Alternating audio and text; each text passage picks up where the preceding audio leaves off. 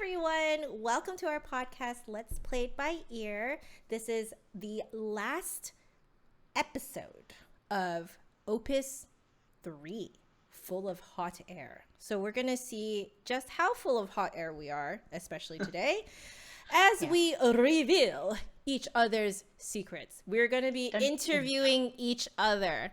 Weirdly enough, we may not actually know the answer to these questions from each other. So, Carrie, I'm going to ask you.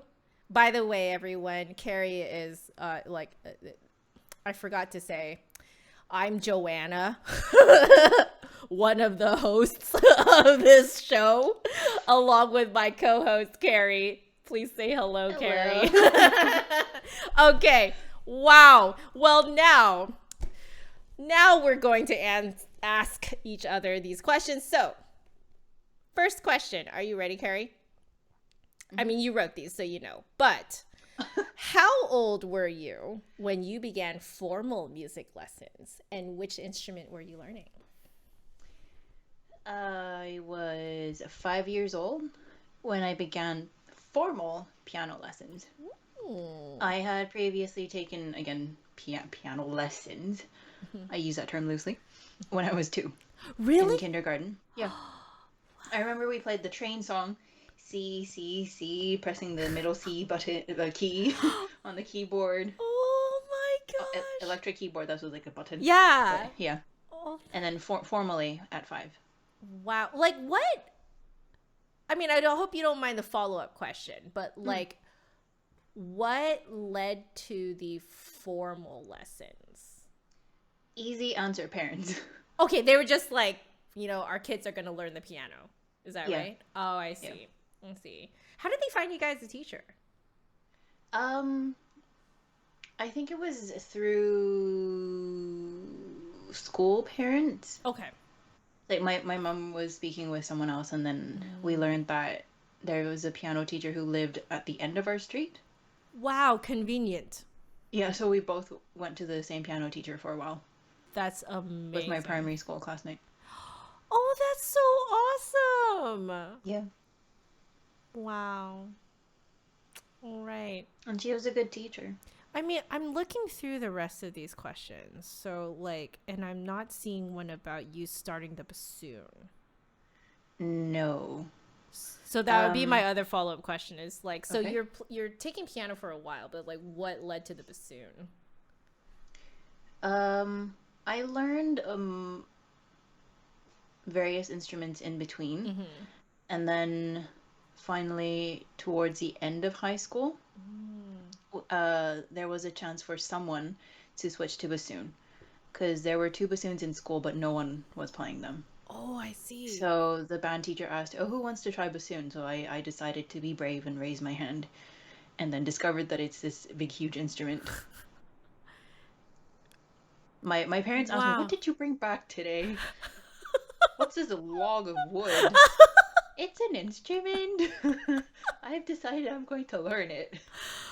And here you are now, a professional bassoonist. Yeah, I mean, stranger things have happened in life, I guess. Wow. That is insane. Amazing. So how about you? How old were you when you started formal lessons? Actually, you play multiple instruments as well, too. So what was the first instrument you learned, and how old were you? It was piano. Okay. I mean, I had watched my brother take lessons for a while by that point, because I think my brother started learning when he was 6 or 7, something like that. And I'm 3 years younger than him. So I had already been watching him practice for several years. Before I started my lessons. And I started my lessons when I was 7. Okay. And it was piano, as we said. It wasn't the flute, even though I technically fell in love with the flute when I was 5, because I saw it on TV. Oh, earlier. Yeah. So I'd actually wanted to play the flute earlier than playing piano. I think part of it was because I completely idolized my older brother. So I wanted to do everything that he did. And piano was one of them. So I was like, I want to be just like him. And my mom tells this really cute story of like me sitting on the piano bench next to my brother as he's practicing. And this was before I started taking lessons. And she overheard me saying, wow, I want to be just like you. I want to play the piano too. Like, and then my brother's like, no, you don't. You have to practice. Oh, and you did not heed your brother's advice. No, I still wanted to play the piano because I still wanted to be just like him because he made it look so cool. So, and like the other thing was that my mom plays piano too. So it all just kind of, you know, it all just sort of made, to me, it was just a thing people did. You know, like my mom did it. And I was watching my brother practice it. So I was like, I just thought that this is what you do as a human. Okay. Because, you know, I'm so... To you is a norm. Yeah, to me is a norm. Because, like, I had heard the piano since I was a baby. And then, like, on top of that, I was only, like, 4, like, maybe even 3 when my brother started learning the piano. So he's practicing. So by the time I'm learning it at 6 or 7, at 7 years old is when I'm learning it. Essentially for almost half my life, I was already watching my brother practicing. Yeah, that's true. You know, so like in my very short life, a large percentage of it are just people around me in my family playing piano. Actually, pretty much 100% of it because my mom was always playing the piano. So to me, it was just something you did. I didn't realize how blessed I was to be able to do that. I had no idea until I was much older. Yeah, and then your mom would have been able to help you with learning as well too. Yeah. Actually, my mom plays piano too, so she was. But then, yeah. My mom was like pretty hands off. Yeah, like I didn't realize how lucky we were, you know, to be able to afford piano lessons and go for piano lessons. True. Like now I know, like as the teachers ourselves now, right? Like now I know how much I charge.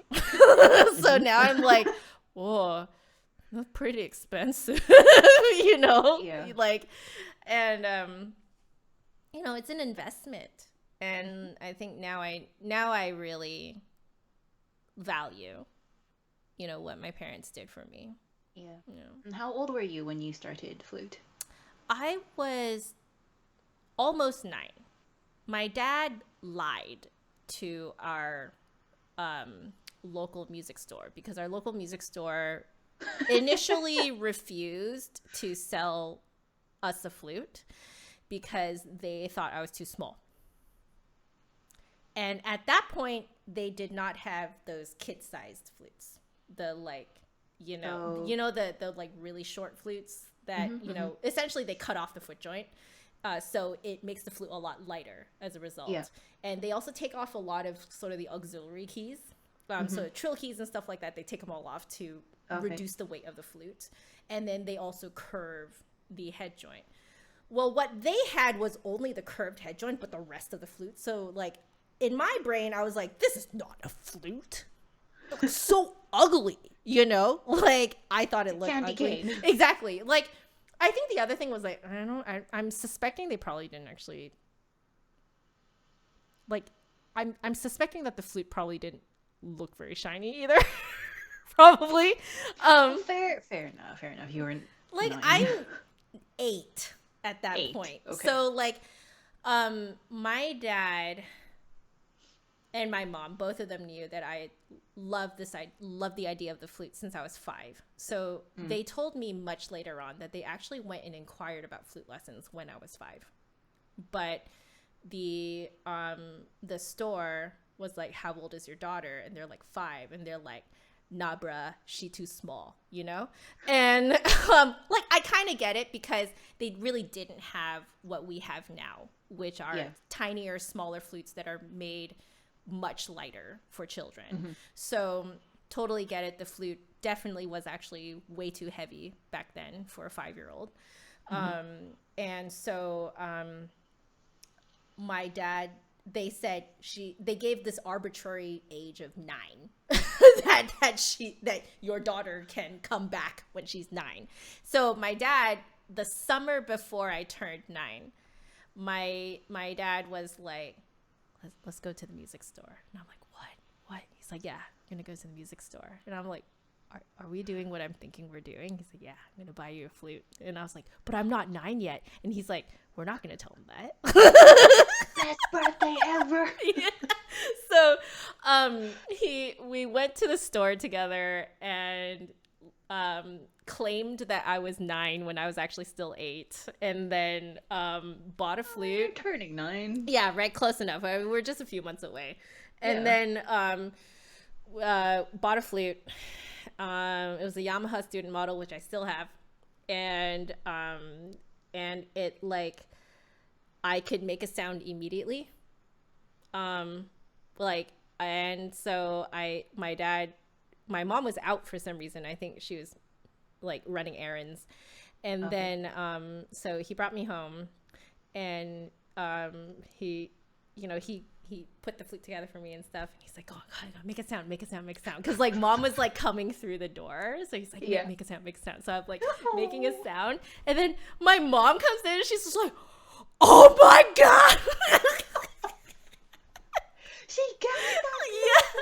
So like to me at that time, I thought we were doing it behind my mom's back. We weren't doing it behind my mom's back. My mom knew that it was happening. She just didn't know when it was going to happen. Oh, okay. Yeah. So like she and my dad had already been like, we're getting our daughter a flute and we're getting our daughter flute lessons. So that was how that started. But we really have to be very thankful to our parents for all of this. Yeah. Like without them, like my whole career would not have happened, you know? Yeah. So... Well, okay. Question number 2. Let's keep going. How were you, Carrie? How were you motivated to take lessons and to practice? What were some struggles that you're glad you overcame to become the musician you are today? Okay. So again, that would relate back to my mom, because she played piano for a while before she had my brother, or me and my brother. It wasn't a choice from me to take piano lessons, although I didn't reject them. Okay. I didn't say either that I didn't want to take them, and I was okay with practicing, but it was definitely not from me. It was not me like, I'm going to practice. No, it was like, Mom says, okay, time to practice. And okay, I'll practice. Right. Not for long. I don't know how well I practiced, but I'm pretty sure that was my mom just keeping me accountable to practicing. Okay. I remember at one point, I think I was about to do maybe my grade 5 exam, I think. I was so done with piano. So done. I wanted to chuck my books out the window and never play it again, and never play a musical instrument. My mom's like, okay, if that's what you want to do, I'll strike a deal with you. We make it all the way to grade 8. I grew up in Asia, so the examination board that I did exams under was ABRSM. So grade 8 is the highest. If you make it all the way to grade 8, you still want to quit? Okay, we'll quit. But before then, let's keep going. This is good for you. It's not just for music, it's for life skills. Let's keep at it. So I'm like, okay. I'll prove that I can make it to grade 8, and then I'll quit right after. I made it to grade 8, and then I continued into music. Oops. Yeah, oops. I did a 180. It was supposed to be that way. Music out the window. I went into a building for music. So, yeah, that's my story. That is so funny. Like, I feel like when we're kids, we really feel like we're stuck doing the thing that we're currently doing forever. It feels like forever. Yeah. You know? Like, there's no concept that this is actually just temporary and it is going to end, you know? A child's concept of time is very different Yeah. from an adult's as well too. Yeah. So So that would play a big part. exactly. Like, I think that your mom did a really smart thing, which is to essentially teach you the concept of time. That, Yeah. like, you know, actually, in my mind, if I was your mom, that wouldn't even really be a deal to me. That would be more, this was the plan all along that you were just going to do up to grade 8, and then you could do whatever you wanted afterwards. Um, but like, I feel like that would really, you know, that would give such a great concept of like, yes, like I will do this for a certain amount of time, you know, that you'll grind out this thing for a few years and then put it down, you know. Yeah. That's a pretty good concept to teach, actually. But I also think that my mom did it in a way, or she's always like that when she raised us. It was never, I'm gonna push you, I'm gonna force you to do this. If you really, really don't want to, you don't feel any love for it at all, okay, that's fine. Yeah. I'm not gonna push you to do it because it's gonna have Negative impact. worse kind of a consequence. Yeah. But it was more for like teaching you not to give up, to persevere, to kind of be self-disciplined as well too. Yeah. Yeah. So That's really good. yeah, I think that helped a lot, and that really shaped who, not just as a musician, but who I am. Yeah. You Today. are very tenacious. I would say, like, you really keep at what you want to do and you get it done, you know.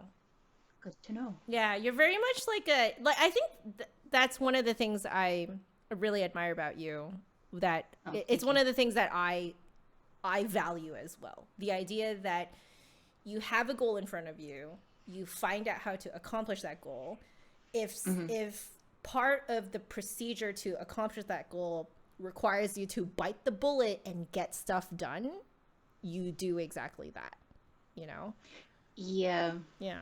I mean, this is a story for another day, but I hear what you're saying, and thank you. That does mean a lot. But I think also the other side of it is knowing when to draw boundaries. Yeah. Yeah, that's true. Like, at one point, is it negatively impacting your life so much that you really should withdraw, right? Yeah. Yeah. Yeah. Absolutely. That I'm still learning, but oh well. Me too. Me too. Well, what about you? How are you motivated to practice, and what are some obstacles that shaped you into who you are today? So,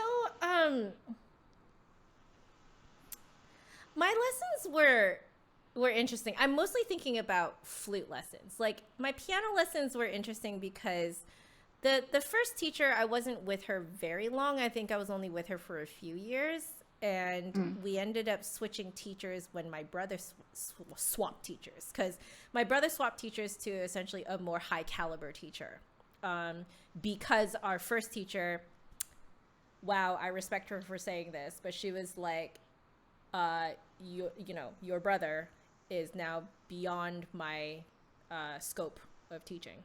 Like, I cannot teach past this particular grade level. And so she gave my mom a few names. We, you know, asked around to people to see what they thought. And then there was one particular teacher that she happened to put on a recital. So she was like, hey, come to my recital and you can see how I play, and see if you want to learn from me, you know. But we did actually have to audition to get into her studio. Oh wow. Yeah, she was a real deal. And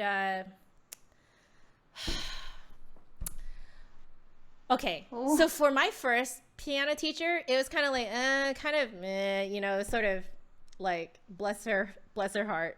I now realize how warm of a person she actually was, but she's like kind of your typical Chinese auntie.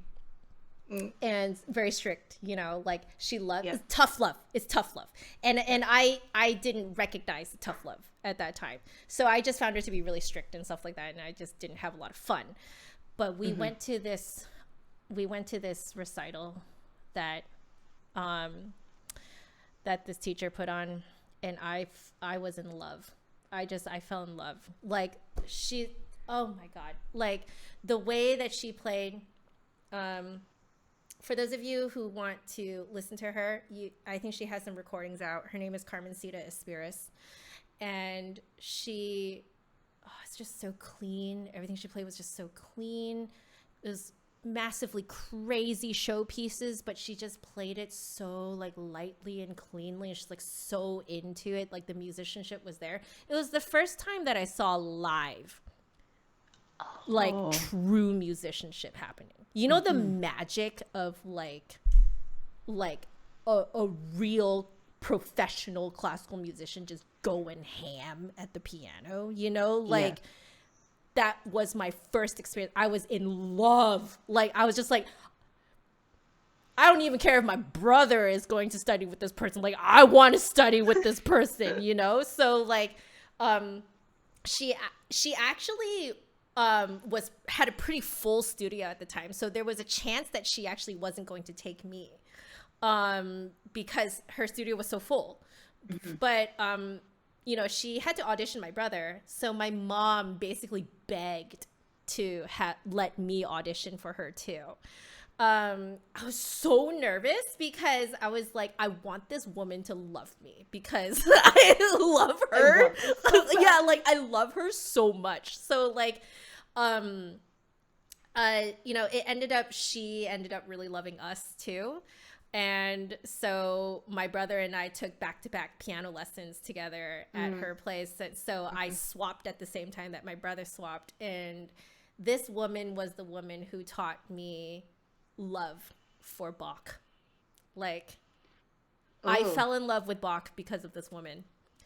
And she recognized that my two great loves for music in terms of musical eras were Baroque music and modern music. She recognized it even from when I was a kid. So she would find music that was more geared towards either Baroque music or 20th century music.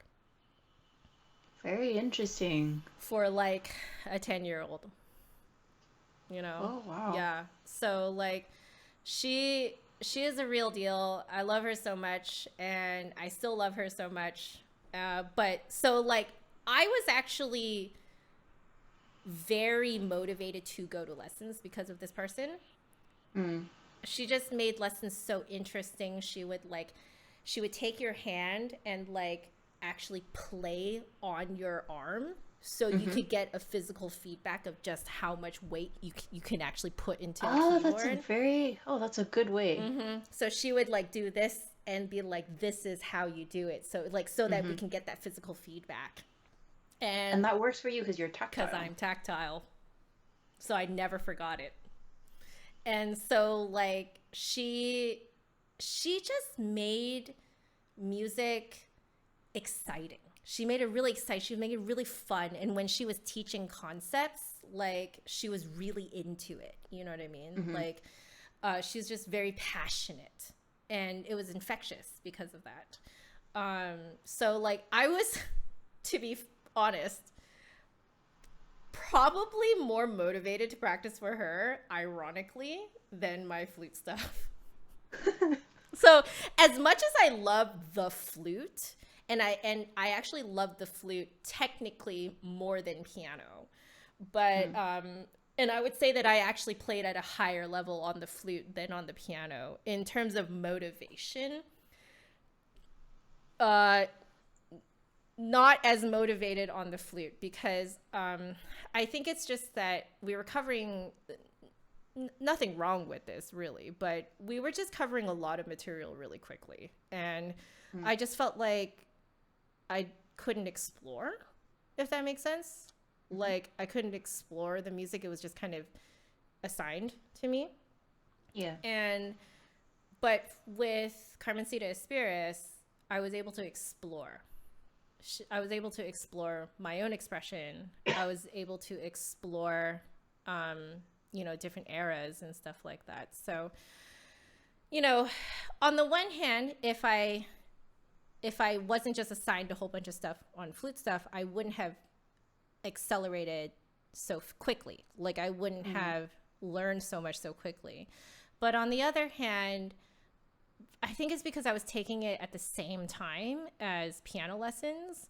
That's where I felt like I was really lacking that kind of exploration aspect in flute playing.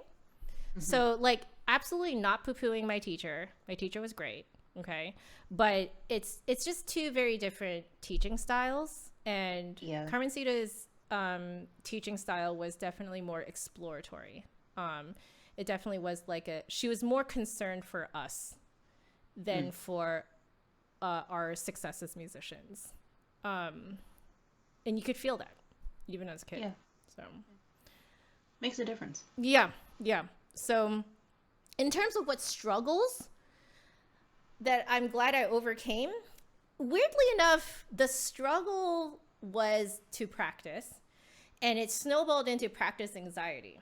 And I did not get a chance to actually sort out my practice anxiety until within the last 3 years, practicing on Twitch. And that has allowed me to revisit uncomfortable memories and really process them, and also to figure out where my practice anxiety comes from, finding out that I speak to myself very abusively in the practice room when I'm alone. Learning that I am not kind to myself was very eye-opening. And like, weirdly enough, I did not overcome the struggle. It's more that the struggle with practice anxiety started back then. But I am glad that I have recently overcome it, because it's really been such a great way for me to connect to my own students, because my own students, most of them are adults. So a lot of them, I would say most of them, have already pre-existing practice anxiety. So, because they're not kids, right? They're not green and new to everything. They come with baggage. So, but because I have recently dealt with the same baggage, I'm able to kind of help lead them along. Like, be like, this is how I navigated it. Maybe you can take some inspiration from how I navigated this, right? And so, like, in a weird way, I'm glad that it happened for so long, even though it was very painful to unravel it all. But it was worth it, I would say, for teaching.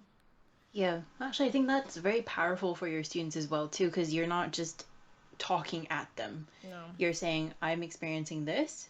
I've experienced it. This is what I'm trying. So it's like you're going on this journey together, and they're, for them to know that they're not alone.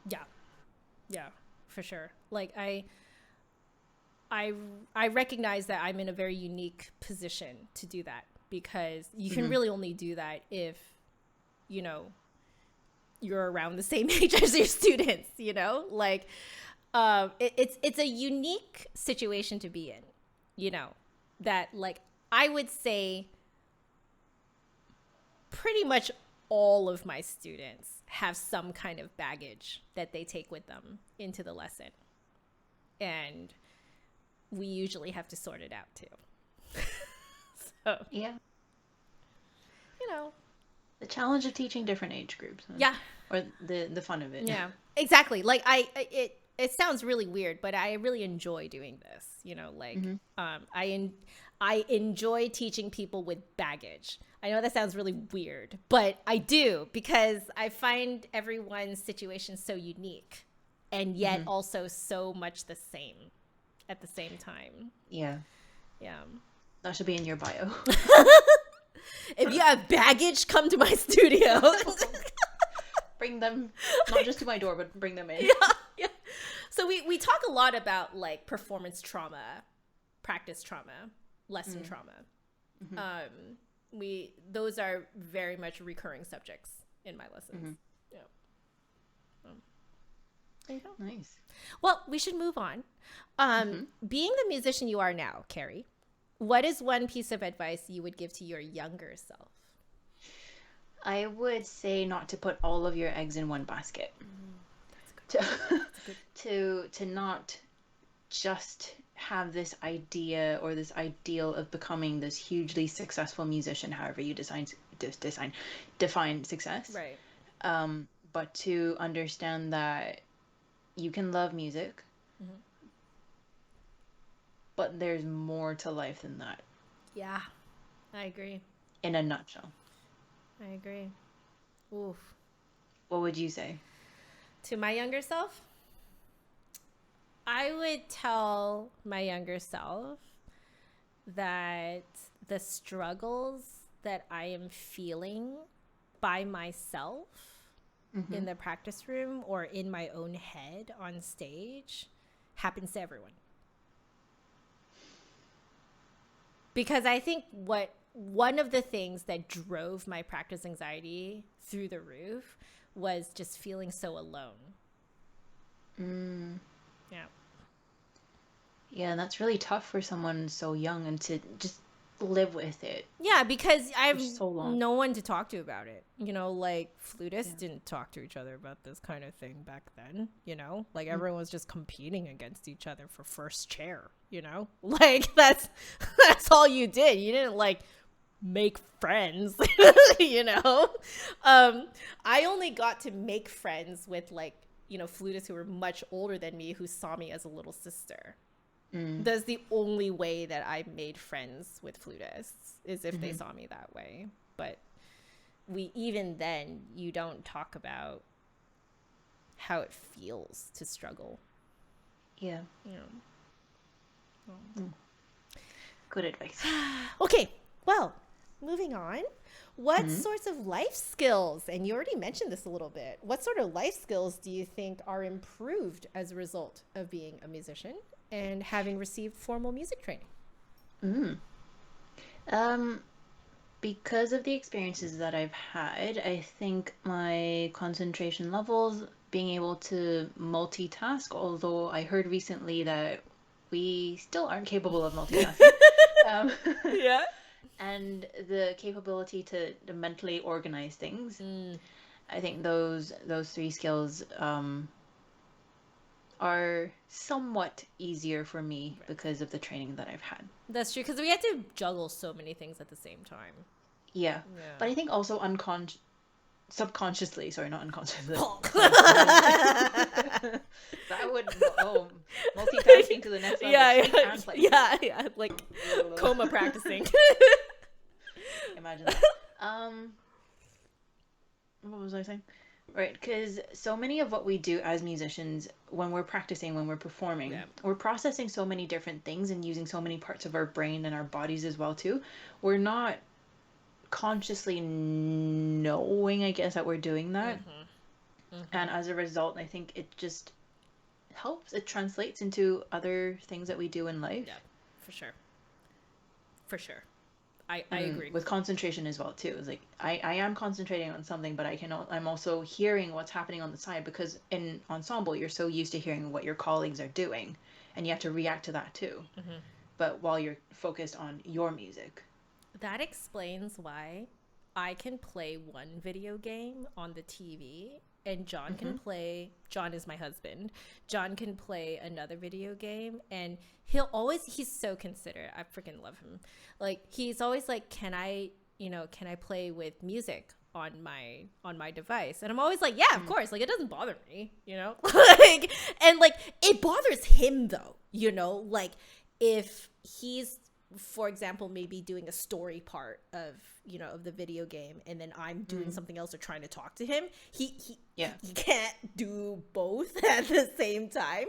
Well, the talking part is like particularly bad, but if I have music playing or something like that, it's hard for him to kind of like tune one out. But I find that for me, I'm just like, yeah, you just do whatever you want. Like, I can literally tune everything out except for what I am like it can be super loud around me, but if I'm like focused on something, I'm just focused on it. Oh. Interesting. But then if I feel like let's say I'm working in a coffee shop or something. If I feel like working and eavesdropping at the same time, I can. Yeah. So is that one of the skills you feel you've developed? I I guess accidentally, although I think like more what I feel that I really developed from music training is working with other people. Like communication. How do you communicate, you know, what your needs, and how do you communicate what you need from other people, right? Okay. Like you could say you're flat, right? Or you could say, hey, at this part, is it okay if you raise your pitch a little bit, and then we'll match better, right? Right. Like they're both the same direction, but one of them will be received or should be received much more willingly than the other. And then the other one. Right? Like, you know, there are, like, I think what I learned was how to communicate clearly, but also kindly, so that you can really form this kind of like bond and like almost kind of like family dynamic with your fellow musicians, because you really have to be that close if you want to play absolutely magical music, right? Right. And like, so, you know, when we're arguing in rehearsal, it's like a more like a family love kind of argument, you know, like, you know, our wind quintet in university, we argued a lot, okay, over how to play certain things, right? But like the arguments were always very productive, because by the end of it, we always did settle on something that everyone agreed with, right? Like, yes, some compromises need to be made, but at the same time, it demonstrated to me that you can set your point down in front of everyone, have your cards open for everyone to see, explain why you think that way, but also be willing to be shot down, right? Because if someone makes a better point than you, it is okay. In fact, it is respectable to be like, okay, I changed my mind to what you say, right? And so I think those rehearsals did something really good for me. Yeah. Yeah. Yeah, I can see that. So Important skill. exactly. All right. What is your elevator pitch length advice for an upcoming and aspiring musician? So this relates to what I said, my answer to the previous question. So it would be, don't box yourself into just doing music. There's so much more out there in life. There's also a lot of overlap too. Yeah, Yeah. that you don't realize until you actually start exploring other things, but not forget the musical side. Yeah. Because it just feels like, as a musician, if you want to portray music realistically, or be able to convey the emotions effectively to your audience, you have to have certain life experiences. You have to go through certain things as well, just to be able to connect to those feelings, and then be able to translate that into your performance. Yeah. Right? Because if you're just pulling things from thin air, you may hit it or you may miss it. Yep. So that's why I think, to be a more well-rounded musician, it's okay to explore. Actually, I would encourage you to explore. It's so true. I mean, like, there are some things that you cannot express properly until you've experienced it. And a lot of times you have to get those experiences outside of music. Yeah. I agree. Because I have been told in a master class, you played that excerpt extremely well, but because you are only in a certain stage in life, you haven't experienced that emotion yet. I don't feel it. I don't hear it coming through in your playing. But at the same Fair. time, right? Like, I don't blame you for not being able to Yeah. emote something that you've never emoted in your life, right? Yeah, exactly. And the teacher was like, I've been through that. Therefore, I can tell when you're playing is lacking that feeling there. Yeah. So after that, I was like, oh, wow, yeah. And like Music is a language. It does convey exactly. feelings Yeah. And like and a story. exactly, like I love the fact that that is said in a way where it's not shameful. It's just Hmm. you have something to look forward to, you know? Like Yeah. you have life experiences to look forward to, and it's okay to be at a stage where you haven't experienced something yet. Like it's Hmm. totally fine, you know? Yeah. I love that. Your turn. What's your elevator pitch? Um, for me, it's to find your work-life balance or continue to like start experimenting with work-life balance earlier on. Oh, so important. Earlier on, because like this was a skill that I did not even know that I needed to have until after I started dating John, my now husband. And um it was in dating him that I realized that I have absolutely no work-life boundaries. Like Mm. I realized that like if I just let myself work the way that I was before, I was never going to see him. Like it was never going to coincide with his free times. Oh, okay. So I was like I just landed this hot dude, like to me, hot dude, okay? And I'm like, I am not going to let this guy go so easily, okay? Like, I need to do something, you know? But I'm like, starting from a point in my life where I'm like, I've never even considered that I can like change Hmm. like my boundaries for when I work and when I don't, you know? Such a foreign concept. It's such a foreign concept. Like it was really hard for me to make that switch. And as a result, it was also very awkward for the few students that I did have. It was awkward for me to place a new boundary where there wasn't a boundary before. Mm. Like it felt restrictive to them, Hmm. you know? Like, wait, why do you suddenly not teach on Saturdays? And I'm like, well, because I want to see my boyfriend. Like, Yeah, that was so hard to say at the start. right? It's so hard to say that. But like, I can say, like, if you are listening to this and you're an aspiring musician and you're young and you haven't started your career yet, I can tell you, when you start your career, start it with some sort of work-life balance. Hmm. It's a lot easier to start with a work-life balance and then later on just change your schedule. Like you might just have a different day that you take off or a different time, a different cutoff time, right? Like as Hmm. long as you have cut off times, you can change those cutoff times and people will totally understand like, oh yes, your schedule is changing. That's totally fine. Whereas if you had no boundaries before and then you put some boundaries in, oh my God, it was so awkward.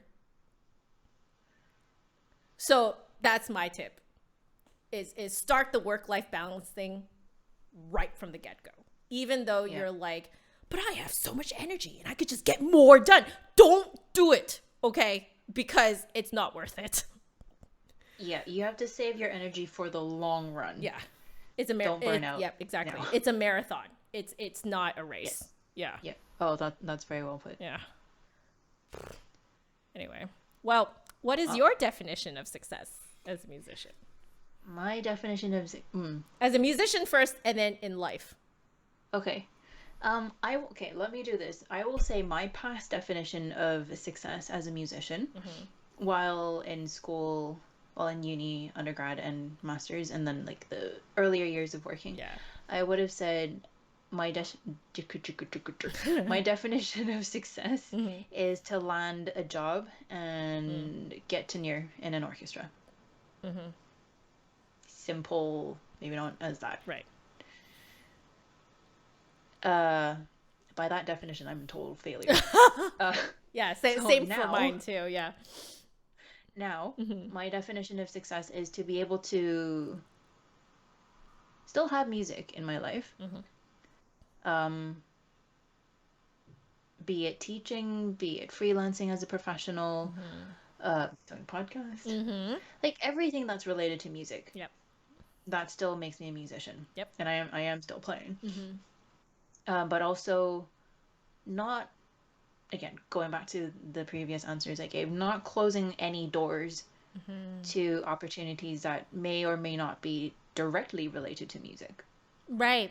Yeah. Because in doing so, I feel like that um, it just makes me that much more of an informed person in terms of life. I'm able to relate to more people. Yeah. I'm able to talk to people about more things. Yeah. So that would be my definition now. It's really good. So about for success for life in general, not just as a musician. Yeah, for sure. Well, How about yours? What is your definition of success?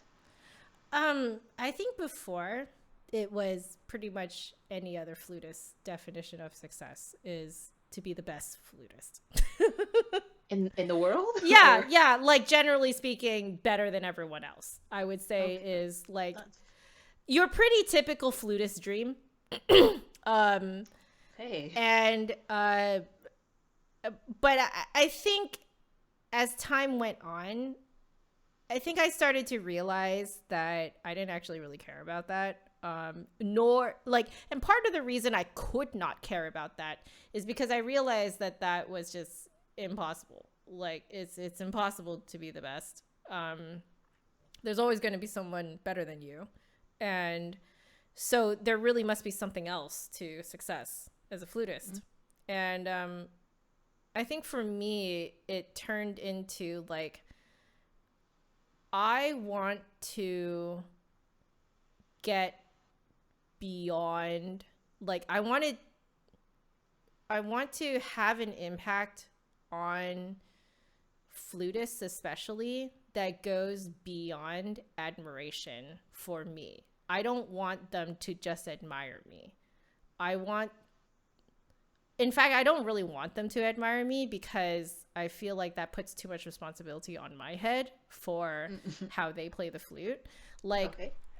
my definition of success is to inspire them to, be curious, to be kind to each other, to see, like, have excitement for other people rather than like other flutists, rather than resentment. Like, I want to foster, a community spirit of like, raising each other up and truly supporting each other, not just fake supporting each other, not just Yas girl, you know what I mean? Like, not just that, but like actually supporting each other, and like legitimately being very excited for each other, and not just like ripping each other down, which is unfortunately something that happens a lot in the flute community.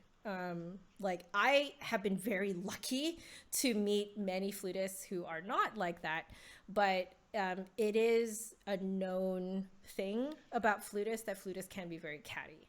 So I think for me, success is when someone tells me that their flute section is kind to each other and that they take inspiration from my content to be kind and to raise each other up and to really love each other and be a family.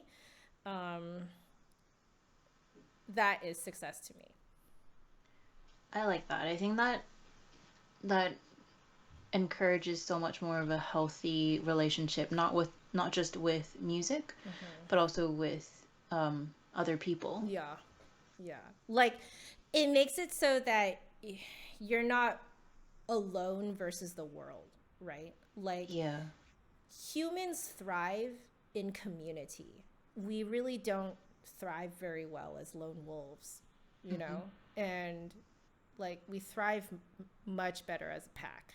And I want that for the flute world.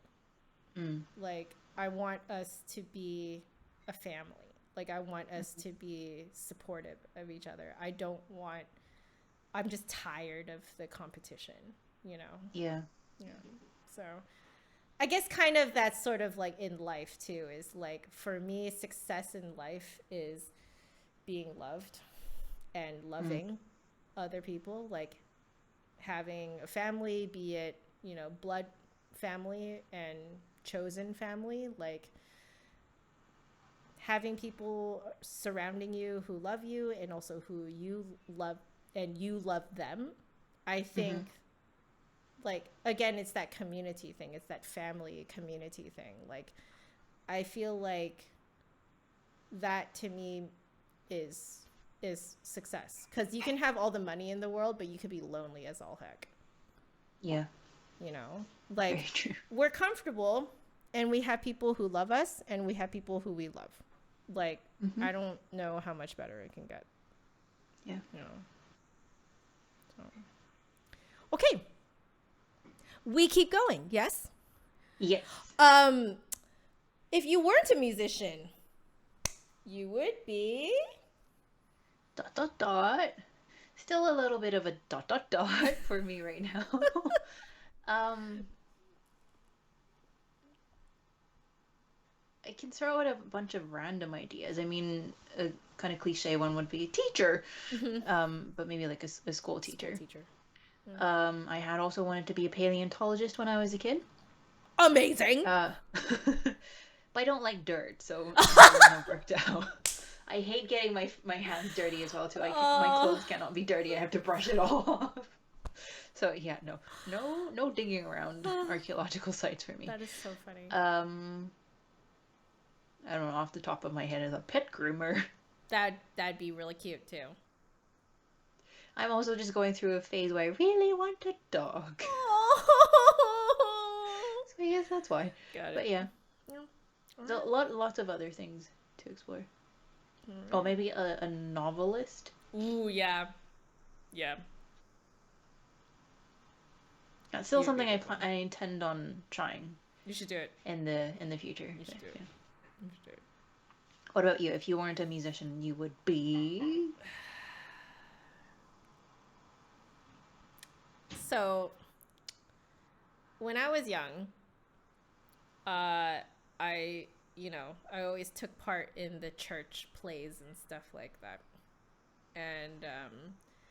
And not only that, but when I was very, very little, I could cry on command. So essentially it's like if I wanted someone to feel sorry for me at church or something, I could just cry immediately, like with full on tears too. Like I could just cry on command. That's talent. Which is why a lot of the Chinese aunties said that if I didn't become an actor, it would be a waste. Okay. And I always actually really loved acting in the plays too. There was one time I got a part as I forget exactly what biblical story this is, but it was one where I was playing some greedy person.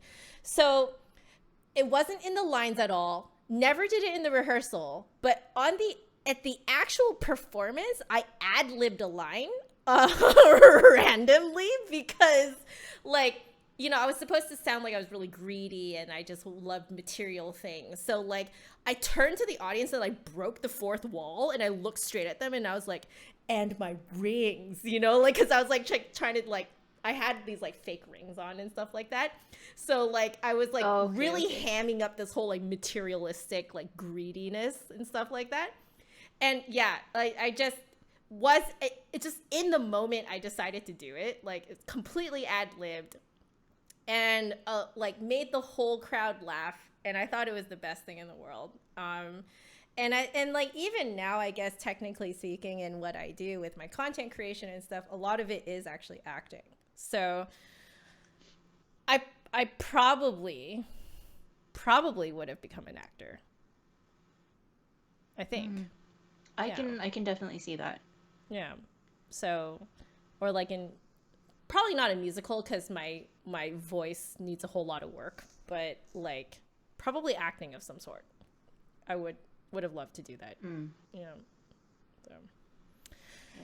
Well. Oh, this one's a juicy one. Our next question, which is, what do you think your husband thinks about being married to a classical musician?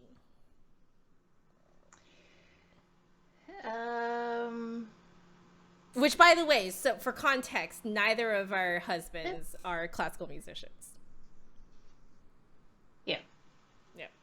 their fields are very much removed Mm-hmm. from that. Exactly. Um, I don't think he's ever complained about it, to be fair. Mm-hmm. So Mm-hmm. I'm very lucky that way. He's Mm-hmm. extremely supportive, loves attending concerts, Mm-hmm. um, and he can critique certain concerts now, I feel. Mm-hmm. Mm-hmm. Uh, but yeah, I think just very enjoyable. He loves being married to a classical Yeah, musician. I think so. I think on the flip side of things, what I worry about is just whether or not I'm bothering him when I'm practicing. Oh, yeah. Because I mean, to be fair, our space isn't that Mm-hmm. big.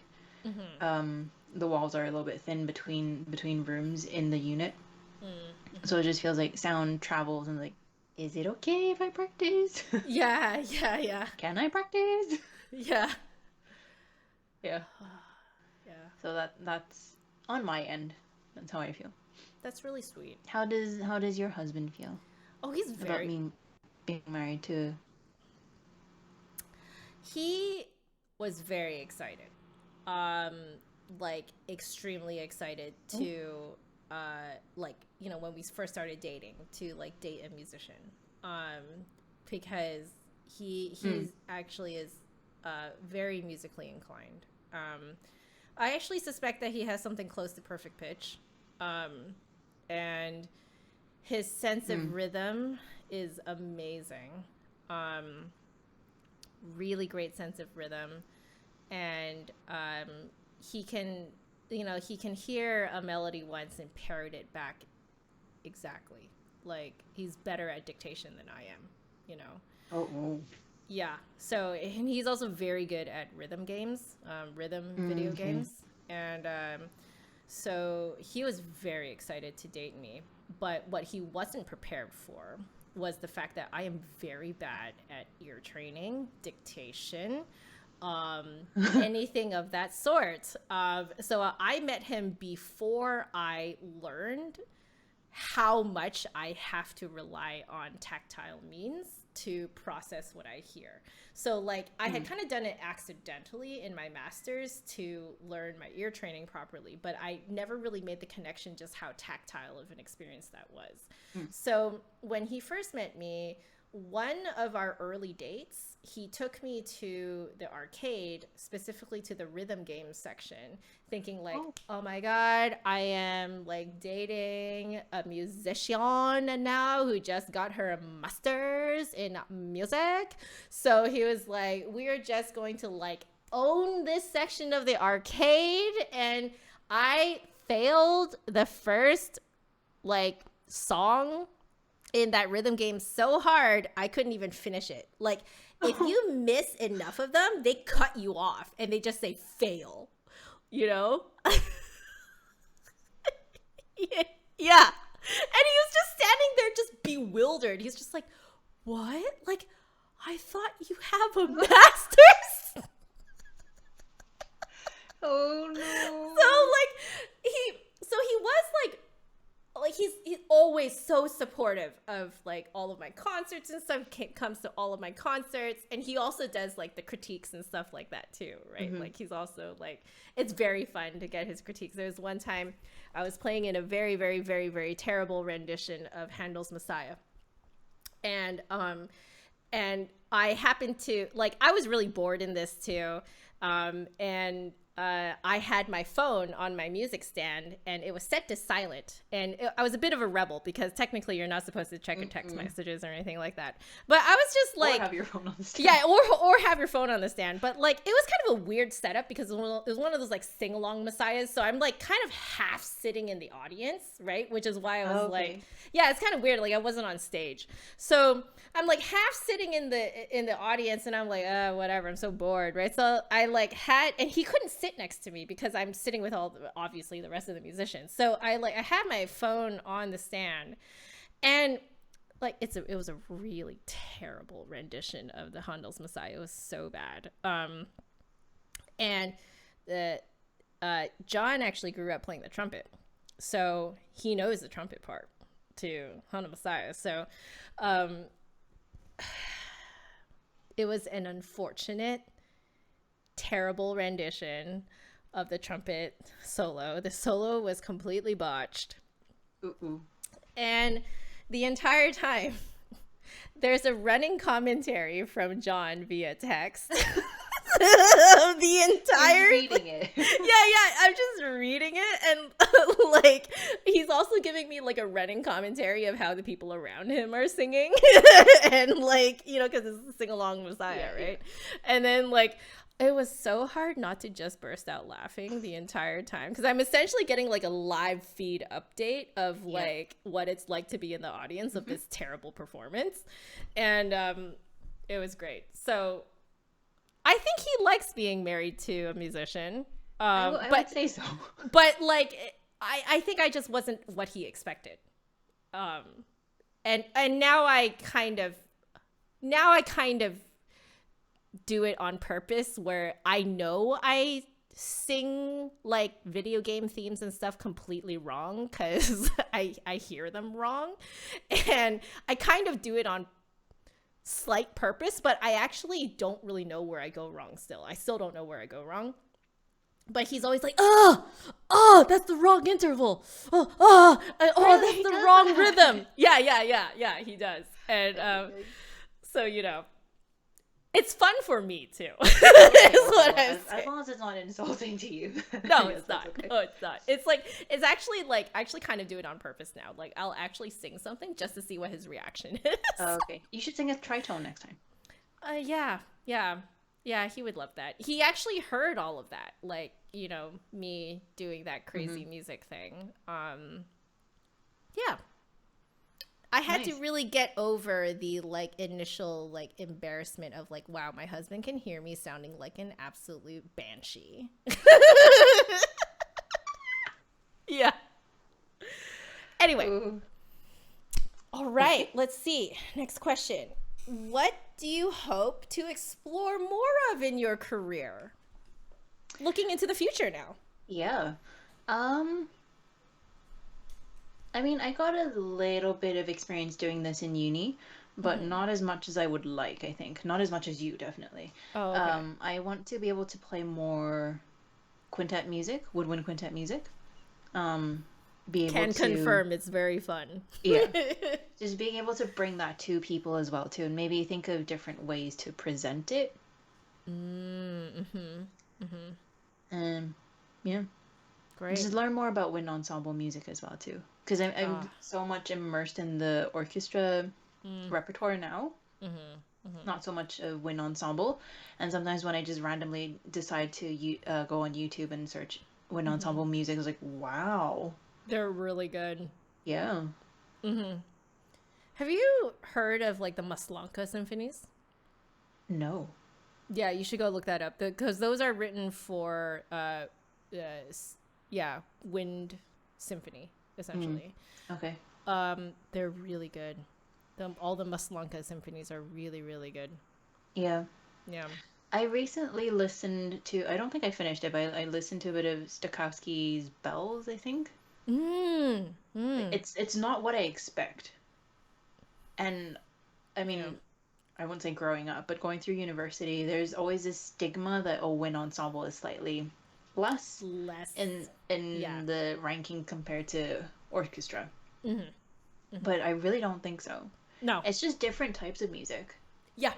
Because like the wind band has a very specific timbre, and it requires a certain sound, you know, and you know, doing a wind band arrangement of orchestra music doesn't always work because of that exact reason. It's because it's a timbre problem.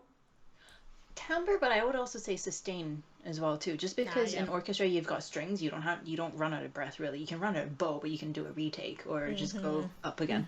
But for winds and brass, I mean, we still use air. Yeah. If you run out, you run out, and if you take a pause to take a breath and blow again, there is that stop. Yeah. So I think that the difference of that, and also the timbre because of that too, I guess. Yeah. flutes do not play violin parts very well. Just But so y'all know. because they're not the same instrument. They really aren't. Like the kind of like the sounds that the like nuances of string playing just do not translate well to the flute. And if we want to sound like that, we essentially have to like, it's almost like driving manual. Like you have to like really like create the nuance that a violinist would naturally make, you know. And it's very difficult to do. It's very difficult to pull off. It just doesn't sound that great, you know. Yeah. Yeah. Well, that's why there are all these different instruments. Exactly. So that's why when you get something like the Maslanka symphonies that are actually written for an actual wind band, oh my god, yeah, they're amazing. So you should look them up, Maslanka. Yeah. Yep. I should. All right. And yourself? Exploring more of my career. Ah, yeah. So like for me, because my career is mostly content creation now. Like it's centered around content creation. So live streaming, making videos, and even my teaching is like it's what's the word? Influenced by what I do in my content creation. So I think I would really like to explore like how do I translate all of the things that I've learned. So like the whole like visual learning versus oral learning versus tactile learning, and how are those all intertwined, and you know, and how, you know, all that, how all that stuff works. Like I would really like to explore how to, for example, teach scales in a visual manner versus teaching scales in an oral manner versus teaching scales in a tactile manner, right? Like how would you make content that is primarily visual and oral, but how would you also add a tactile element to it? Oh, that's challenging. Exactly. Like I don't have an answer to this, which is why I haven't made that content yet, but I would love to have like, or at the very, like I might need to just straight up explain how things feel to like, you know, to tactile learners, but like just exploring how to do that, you know. A follow and do along with me kind of? Yeah, exactly. Like, but it's like, how do you do it such that it would translate well to, particularly to tactile learners? Because I think visual and oral, music has it down. Like the music world has it down how to teach in those two ways. But like tactile is a weird one. That's a weird one where like I feel like that's a big hole in how we educate in the music world. So I guess technically what I'm saying is I'm trying to find out how do you fill that tactile hole. Yeah. Oh, that would be a revolutionary discovery. Yeah. You know, I don't have an answer to that right now, but like not yet. It definitely would be something that I would like to explore. So, yeah. Wow. Well, we've made it to the last question. This has been a grand finale to this opus, eh? Yeah. This is a fun one. Yeah. The last question. The last question is, what is in your bag? Students in your student days versus now, your professional days. What has changed? I still use a backpack. Student days. Actually, I think I had a lot less electronics during student days. Yep. Just because during that time period, smartphones were just coming out. And they weren't like full on touch screen. It was with a keypad and then a slightly larger screen. Yep. Shows your age. I remember that I definitely had that when we were in university. The one did you have the ones that like had the sliding? No, I remember you had that. I had Nokia. I had the sliding. Nokia? I think Nokia one. Yeah. Maybe, I don't remember. But it had a full keypad at the bottom. Is it BlackBerry? Did you have a BlackBerry? No. Okay. And then a larger screen at the top. Okay. But the only way you could go up and down was just using like the navigation arrows kind of. Oh my god. But I thought it was so cool because you could check your emails. I know. Yeah, yeah. I think I could check my emails on mine too, but it was Yeah. like this like it was all tactile keyboard on Yeah, there. yeah. Yeah. I love it actually. Wild. I think I still have that phone somewhere. Yeah. So I mean, it's worth nothing now. But yeah, I think the biggest difference is a lot less electronics. I mean, now Yeah. I potentially can have a laptop, iPad, iPhone. Yep. Um, in my working bag, which is a backpack, I Mm-hmm. have music that I need for my students because Mm-hmm. I teach after I work. Yep. Um, food, Yep. water, Yep. umbrella, wallet, a little medical pouch, Mm-hmm. Mm-hmm. hand sanitizer because Yep. Because yeah, mask. yeah. Right. Yep. And in my what I like to call gig bag that my Mm. husband Obadiah bought me. Oh, I so have I have scores in there. Oh, and I also added this. Is it called a carabiner? I think. sweet. I hook Ooh. on my performance shoes here, in a bag, of Wow, course. that is super smart. Um, and then yeah, again, I bring food and water with me all the time because Mm-hmm. my body just goes through food and needs food. Um, and I just As does put my everyone wallet, else's. medical Mm-hmm. bag in there, and then Good. I've got my bassoon case, which I'm gonna try and lift up. Oh boy. Oh, a bit of a struggle. Oh But boy. okay, here you go. This is half of it. Yeah. Whoop. Amazing. That's as much as I can go. Okay. And oh, I was shaking as I was putting it down. Oh, so cool. I think I've weighed it. It's like about 17 pounds with the bassoon in. Oh, So that's on my wow. back. Oh my gosh. And I have my music in there, all my reeds, my reed tools. Mm-hmm. Um, Wow. that can be saved for another time. Reed tools is a whole host of Yeah. sharp objects. Yep. But yeah, Wow. that's my bag. What's in my bag? What's in your bag? Well, Student days versus now. student days, we'll go with the crazy time, which was third year, fourth year, particularly fourth year, was when it was nuts. Because I had my C flute. It was a backpack as well. I had my C flute, piccolo, and then in a separate bag because they were too long, three Chinese flutes because Three. they're keyed in different keys, right? Right. And then I also had a Baroque flute in there because I was also taking Baroque ensemble. So yeah, I had like 6 flutes on me, basically. It was just like, yeah, like it was like multi. Like I tried to stuff as much as possible into my actual backpack, Uh-huh. but like there's only so much room, right? Because I Yeah. also have to bring like my binders, my textbooks, and stuff like that. So like there was a lot of shuffling back and forth between like my locker and whatever class I was going to, because like you either had to pick up the correct instrument or the correct binder and textbook Yep. for that class.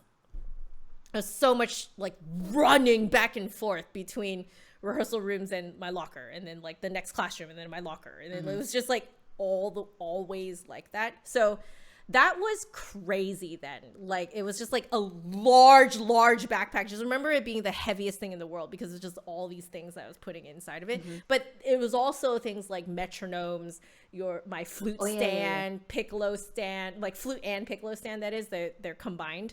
And then you have to have your music as well because nothing was digitized back then. So all of your music, so you had to have like a large folder was for your like band and orchestra music. And then, yeah, like all of my little books for my lessons. So had my method books, had my etude book, repertoire books, orchestral excerpts. And I think that was like, and any other technique books as well. And so had to bring all of those, particularly on lesson day.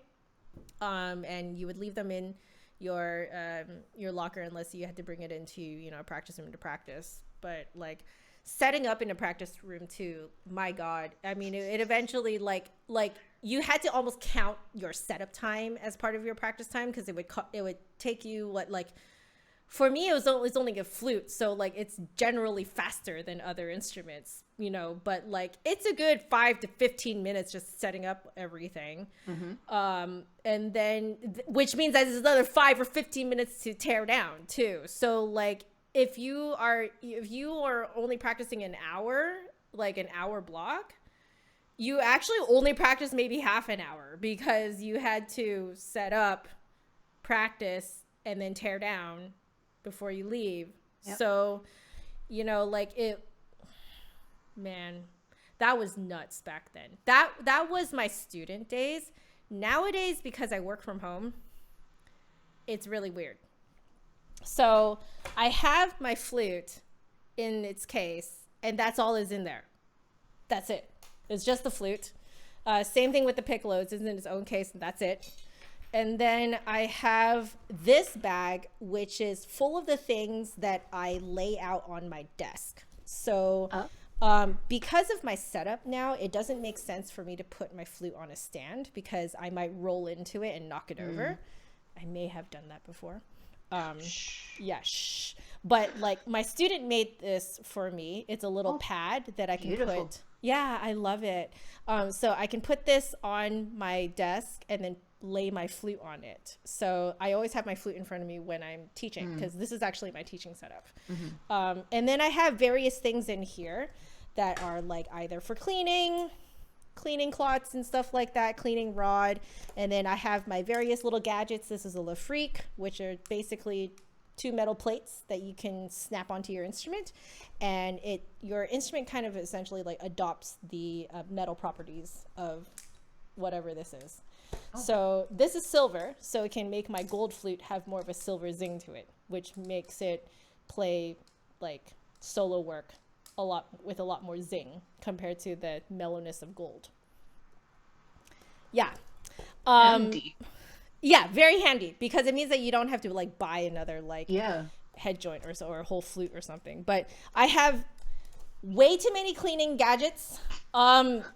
These are very expensive. They're $50 a piece. This one was donated to me because another student of mine didn't like it and knew that I wanted to play with it, so she donated it to me. This one I did buy on my own, but because they're, you know, essentially you can take this out and then screw these together, and it becomes one really long piece, which allows you to swab out your whole flute without taking it apart. When are they going to invent that for, well, not for this, no. Would be nice, right? So, yeah, you know, that's really nice. I have a piccolo version of that too, piccolo flag. And what else? This is a gift from another student. They gave me a mustache so that I can put on my flute. This is for blotting pads. It's a little pad, like microfiber thing. And then I have my earplugs for playing piccolo. These are musicians' earplugs. In a little canister. Yeah, it's in a little canister. It's pretty cool. And then I don't use these gadgets anymore, but I show my students very often, so I keep them on me. They're like little finger rests for the flute. Okay. And then I do have some cigarette paper for blotting. I guess if I lose this, the microfiber one. Pencil, eraser, very important. And also gift from student. These are piccolo and flute Santa hats. Cute. Yeah, she made these. So she made them. So holiday season, I stick it on my flute when I'm practicing and teaching. Adorable. Yeah, it's a great way to be festive without really trying. So I keep these on with me in here because otherwise I would lose it. But yeah, I think that's all that's in here. That is that's it. But it's weird because now I work from home, so I don't take anything with me. So that's why it's kind of come down to this. Like, essentially, these are all like cleaning stuff and gadgets. that I either have to use or show students. And then otherwise everything is just laid out in front of me, which is very different from before. Essentially before, everything was always like tear down, you know, set up, tear down, you know, always portable, always on the move. And then now it's like everything is kind of like set up already. So my needs have changed essentially. Yeah. That's nice though, to be able to just have everything in one place. Exactly. Yeah. It is really nice. Like that trunk back there has so many flutes in there. Like, you know, like that's where all my stuff is in this trunk. Like anyone who watches my streams know this. Like if I'm going to show people stuff, I always go to that trunk and get stuff out to show people. Like I have a plastic flute in there and stuff, you know, like it's pretty fun. Ooh. Yeah.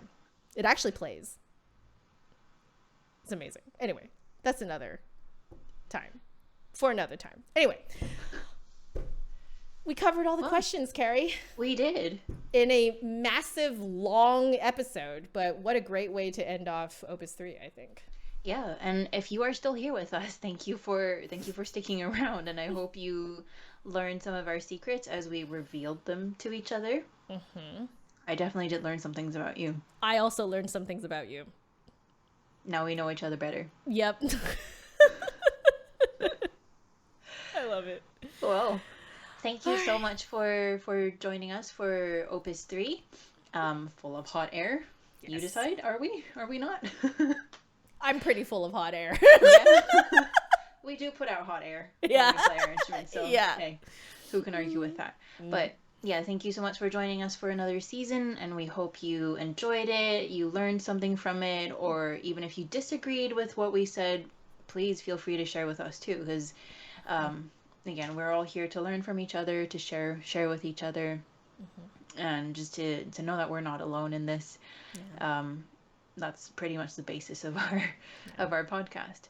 So if you like what you heard or what you saw, please like and subscribe, and do feel free to check out our previous 2 opuses as well too. Seasons 1 and 2, they are on YouTube, and you can also find them on our webpage, which Joanna designed. Let's play it by ear.com. And if you were listening, you probably were listening from anchor.fm or one of the podcast platforms they distribute to. You can continue doing so. We can also be found on several social media sites. We've got Facebook. It's Played by Ear podcast. And on Twitter, which is our handle's let_ear. And also on Instagram, Let's Play It by Ear podcast. And if you feel you want to connect with us, send us a message either through our website on the contact form, or you can also email us directly. Let's play it by ear.podcast@gmail.com. Yeah. All different ways you can reach out to us and connect with us and let us know what you think. And once again, thank you so much, and we hope you will join us again for Opus 4 in the near future. Thanks, everyone. And we'll see you then. Bye. Bye.